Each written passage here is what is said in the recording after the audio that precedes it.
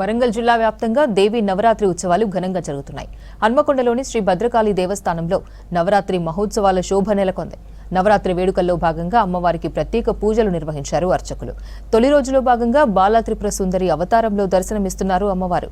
ఉదయం నుంచి శ్రీ భద్రకాళి అమ్మవారి ఆలయానికి భక్తులు పోటెత్తారు.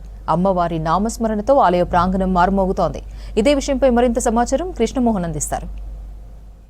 భద్రకాళి మాతా శరణమ్మ అంటూ అమ్మవారిని దర్శనం చేసుకోవడానికి వచ్చే భక్తులతో ఆలయం మొత్తం కూడా కిక్కిరిసింది. ఎటు చూసినా నామస్మరణతోటి మారమవుతుంది. దసరా శరన్నవరాత్రి ఉత్సవాలు ఈ రోజు ప్రారంభమయ్యాయి. అమ్మవారికి విశేషమైనటువంటి అభిషేకం అంతా నిర్వహించిన తర్వాత అమ్మవారు అలంకారంతో భక్తులకు దర్శనమిస్తున్నారు. ఈరోజు అమ్మవారిని దర్శించుకోవడానికి వచ్చే భక్తులతోటి ఆలయం అంతా కూడా కిక్కిరిసిపోయింది. అయితే శరన్నవరాత్రి ఉత్సవాల్లో అమ్మవారిని ప్రతిరోజు దర్శించుకోవడం అనేది సెంటిమెంట్గా భావిస్తారు.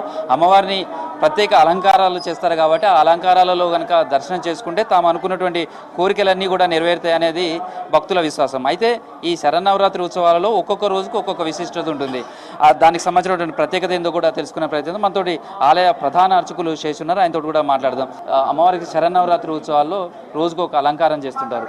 ఈ రోజు మొదటి రోజు ఎలాంటి అలంకారం, ఈ విధంగా ప్రతిరోజు ఈ అలంకారాలు ఎందుకు చేయాలి సార్? శరత్కాలే మహాపూజ క్రియతే యాచవార్షికి తస్యాం మమైతన్మాహాత్మ్యం శ్రుత్వా భక్తి సమన్వితః సర్వాబాధా వినిర్ముక్తో ధనధాన్య సుతాన్వితః మనుష్యో మత్ప్రసాదేన భవిష్యతి రసంశయ అని దేవి సప్తశతిలో అమ్మవారు ప్రమాణం చేసింది. ప్రతి మనిషి కోరుకునేది సుఖప్రాప్తి, దుఃఖ నివృత్తి. పాపం వలన దుఃఖం కలుగుతుంది, పుణ్యం వలన సుఖప్రాప్తి కలుగుతుంది. అంటే మనకు పాప నాశనం కావాలి, పుణ్యప్రాప్తి కావాలి. ఏ శక్తి మనకు అక్షయ్యమైన పుణ్యాన్ని ప్రాప్తింపజేసి సకల ఘోర పాతకాలను కూడా నాశనం చేసేది అంటే దుర్గాందేవీం శరణమహం ప్రపద్యే, జగన్మాత దుర్గను శరణు పొందురా అని వేదం చెప్పింది.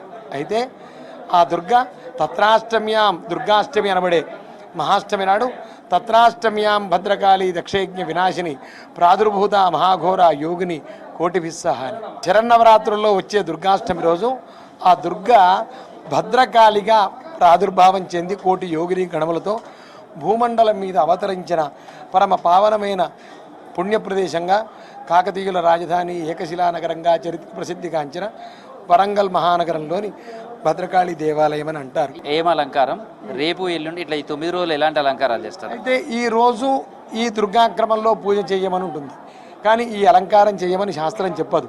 మరి ఎందుకు చేస్తున్నారు అంటే అర్చకస్య తపోయోగాత్ అర్చనస్యాదిశాయనాత్ అభిరూప్యాచ్య బింబాచ్య దేవ సాన్నిధ్యం ఇచ్చది అన్నట్టు అర్చకుని యొక్క తపోయోగము ఆ అమ్మవారికి చేయబడే అర్చనాతిశయముల వలన ఆ మూర్తి తేజోవంతమై దర్శింపవచ్చిన భక్తులను అనుగ్రహిస్తుందని. ముందు ముముక్షులకు బాలగా కనబడుతుంది అమ్మవారి చిన్నపిల్లగా. కాబట్టి ఈరోజు బాలా త్రిపుర సుందరిగా అలంకరిస్తారు. బాలా త్రిపుర సుందరి రూపంలో అమ్మవారిని ఆరాధించడం వల్ల ఏదైనా సాధన వల్లనే సమకూరుతుంది. ఐశ్వర్యం కావాలన్నా, విద్య కావాలన్నా, అధికారం కావాలన్నా, వృత్తి నైపుణ్యం కావాలన్నా సాధన కావాలి. మరి మనస్సుకు చంచలత్వం ఉంటుంది. ఆ చంచలత్వాన్ని వీడి స్థిరబుద్ధి కలగాలి అంటే మనస్సుకు బాలా త్రిపుర సుందరి రూపంలో ఉన్న అమ్మవారిని దర్శించడం వల్ల ఆ సిద్ధి కలుగుతుంది. కాబట్టి ఈరోజు మొదటి రోజు బాలా త్రిపుర సుందరిగా అలంకరిస్తారు. అలంకారం ఇవన్నీ కూడా చేస్తారా? భక్తులు ఎలాంటి మొక్కులు చెల్లించుకో అంటే దసరా శరన్నవరాత్రి ఉత్సవాలకు వచ్చేసరికి ప్రత్యేకమైనటువంటి మొక్కులు అవన్నీ ఏమైనా ఉంటాయా, లేకపోతే అమ్మవారిని దర్శనం చేసుకుంటేనే సరిపోతుంది? ఈ మొక్కులు మొక్కాలి అని ఏ శాస్త్రం చెప్పదు. అయితే భక్తులు వారి వారి మనోరథములను సిద్ధింపజేసుకోవడానికి మొక్కడం అనేది ఆనవాయితీగా వస్తున్నాయి.